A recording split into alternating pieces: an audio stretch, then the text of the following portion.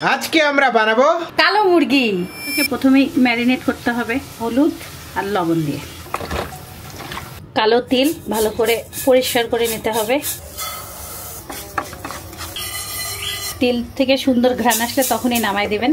সরিষার তেল, 1 চামচ জিরা, একটা তেজপাতা, 3-4টা শুকনো মরিচ আর গোল করে কেটে নেওয়া পেঁয়াজ কুচি।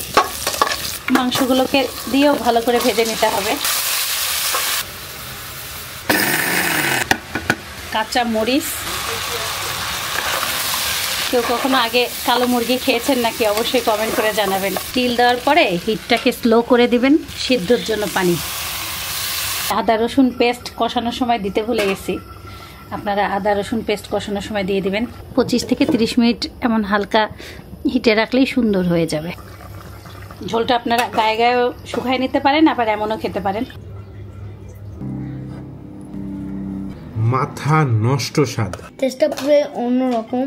এত সুন্দর ঘ্রাণ তিলের, লুকসের সাথে যায়েন না প্লিজ। ভালো লাগতেছে, না খাইলে মিস। 100% রেকমেন্ডেড, এক কথাই বলবো, অনেক মজাদার।